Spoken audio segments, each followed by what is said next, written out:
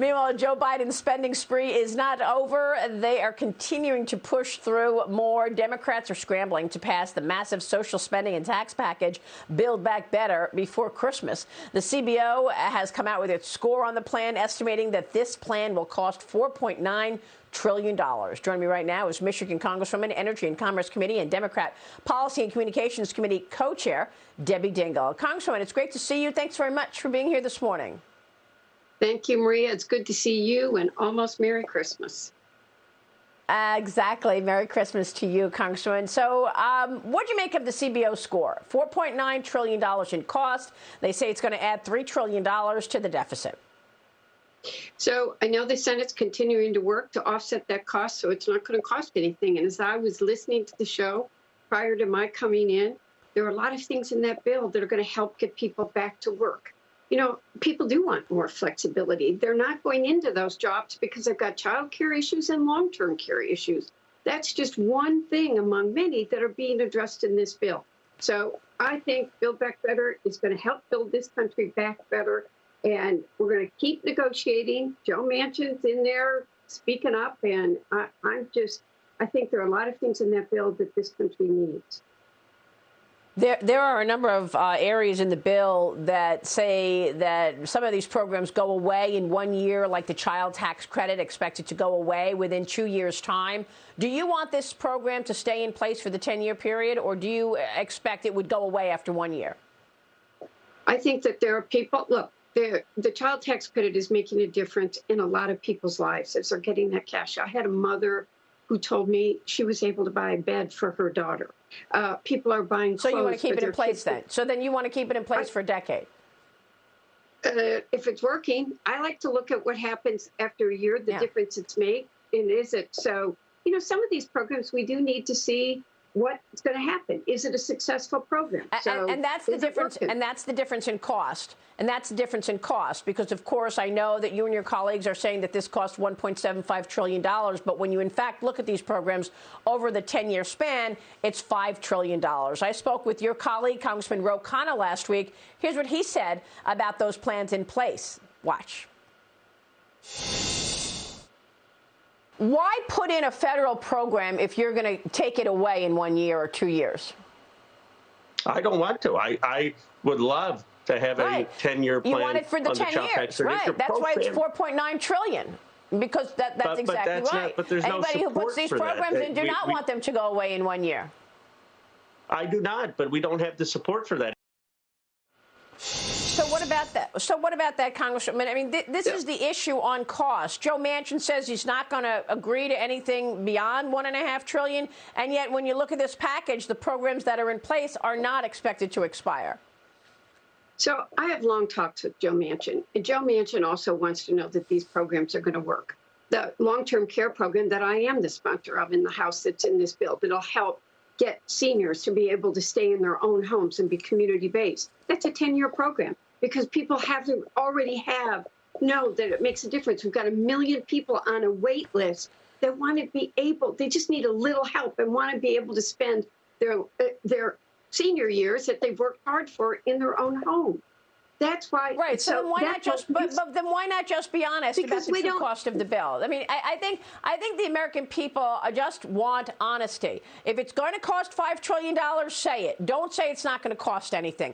Joe Biden continues to say it costs zero. It's not going to cost anything, right? So you want these programs to stay the term, 10 years. That's why you're negotiating so much. So you have them for 10 years. That's $5 trillion. Can we afford this? Maria, we have a lot of programs that aren't authorized for 10 years. We just did the NDAA bill, which I voted for, which had many things in it that we had to make sure, like we are paying our soldiers. There are programs that are not authorized because we need to come back and look at it and say, do we need to make changes? Is this still working? Well, I want to get back to that NDAA. Yeah, I want to get back to that NDAA, but the issue that I'm referring to. I'm just trying to make a point. Precedent has been set. Somebody's got to pay for this, Congressman. Somebody's got to pay for this, and in this bill are tax increases on small business in order to pay for it. Senator Barrasso was with me on Sunday. He says a third of the middle class taxpayers are going to see their taxes go up. So this whole idea that people making $400,000 will not see a tax increase is just not true. Small business, family-owned mom and pop businesses will see their taxes go up. That's the only way to pay for a plan that's $5 trillion that has programs that are not going to expire in a year. Do you agree? Actually, Senator Wyden is working very hard in the Senate. The House did too, to make sure that those small businesses that you are talking about aren't going to pay those increased taxes. We're trying to make large corporations then you can't pay for the bill. that have even been incentivized over. That's then you don't have the money to pay for the bill. If you can't raise taxes on everybody, you can't pay for this bill. We both know you need the offsets. Where are the offsets to pay for the $5 trillion? You need the offsets, but Maria, you're making the assumption that those offsets can only come in certain ways. Do you think billionaires should pay their fair share? Do you think corporations that are making billions of dollars of course, but the top 10%, but the top 10% of earners already pay 70% of the income tax. I agree. Any tricks in terms of billionaires not paying, they need to pay. But that brings me to the other question: why are you agreeing to raise the deduction on salt? Isn't that giving a tax cut to millionaires? I am not the biggest salt supporter, but legislation is a compromise, and we needed to get those votes, and a lot of people invested in their homes for that reason. So many of my colleagues and I think so you can't have it both ways. On the one hand, you're telling me billionaires and millionaires should pay their fair share, and on the other hand, you're giving them a tax break. So on the one hand, you're saying, oh, pay your fair share, billionaires, millionaires, and then on the other hand, you're giving them a tax break with the salt deduction. A lot of people who are getting those tax breaks are people that are still in the middle class, and I want to say this to you. Compromise isn't a dirty word, and that's what's happening in this country. There are things that I don't love in almost every bill, and my progressives go after me for supporting some things, and conservatives. We need to find that common ground. Salt was part of the common ground. So where was the common ground? Where was the common ground? Then where was the common ground on agreeing to some caps in spending because your Republican colleagues went along with the debt ceiling lifting vote? Okay, so Republicans went along with Democrats on that vote. Republicans went along with Democrats on the infrastructure vote. How come there was no common ground from Democrats to say, okay, you're going to help us raise the nation's borrowing limit, we'll put a cap on spending? No cap on spending, just keep spending like a sailor? You know, I would disagree with you that we're spending like a sailor and that we're working very hard to find the offset. I, like you, share we have $28 trillion in debt, that we're not saddling our children with debt. But what about the tax cut that President Trump did that had the most significant addition to our nation's debt? Those tax cuts that President Trump did significantly added to this country's debt. What about that? Well, the result of the Trump tax legislation resulted in the bottom earners actually seeing higher wage increases than the top earners. We have history to look at. We know what happened when the Trump tax cuts were in place. The economy grew the highest it's grown in a long time, and the bottom earners saw their wages go up for the first time in decades. We actually saw a movement in income inequality. So the result of the Trump tax cuts are not on your side on this one. I'm going to actually disagree with you on that. And the fact of the matter is, under the Biden plan, average wage for low-income workers has increased 6% over the last few months, and for restaurant workers, 13%. I think that when you look at how we are increasing wages, you have to give President Biden credit for that one. Are you saying President Biden's economic policy is successful? I think that we are beginning to see it. Look, inflation's real. I was driving down the street in Michigan and saw gasoline below $3 and did a huge U-turn and went back and got gas at that gas station.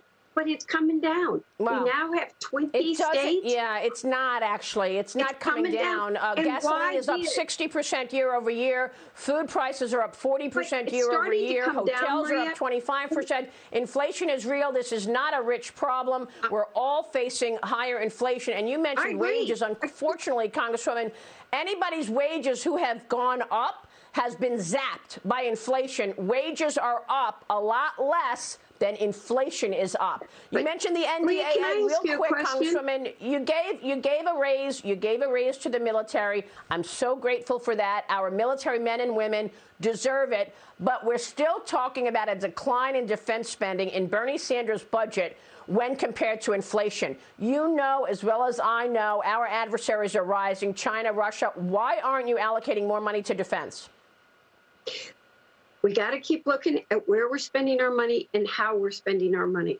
And that's what we're going to continue to do. That's why we took things out of the NDAA bill that should have been in there on a number of points, too.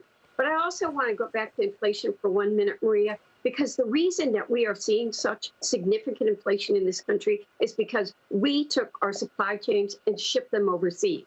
And as COVID hit the world, our supply chains have been desperately hit. And we all have work together. And I know you and I both agree with it. We got to bring them back home. And that's part of what these we should never be reliant on communist China for the underlying ingredient in our prescription drugs. But Congresswoman, you're singing to the choir. You and I have been talking about this for a lot of years. How come it's taking so long to get our supply chains back to America and not rely on the communist Chinese government to send us Advil and the underlying ingredients in our prescription drugs? And it's not just prescription drugs, it's chips. We need to get the chips bill passed, which is the number one thing I keep telling everybody, because that's one of the problems about why car prices are high. You and I actually agree on more. I'd love to see you fight hard for that. I know you're fighting hard for that. I want to continue to see. Let me ask you, Congresswoman, do you believe in term limits? No, I don't, because I think term limits. Why should somebody be in the Senate for 40 years? They forget who they're working for. Why should somebody be in the I mean, look at the leadership team that America has. Everybody's above 80. So the American people need to look at that, and it's called term limits. Is called the election that you have. Well, in the House, it's every 2 years, and everybody says, don't you want to have longer terms? No, because it makes you keep accountable to the people that you represent. And you know me, I'm home every weekend. I'd love to see term limits. A reminder of who everybody's working for, Congresswoman. It's great to see you, and thank you for fighting for the supply chains. Thanks, Congresswoman. Have a Merry Christmas, Debbie. Really good to see you.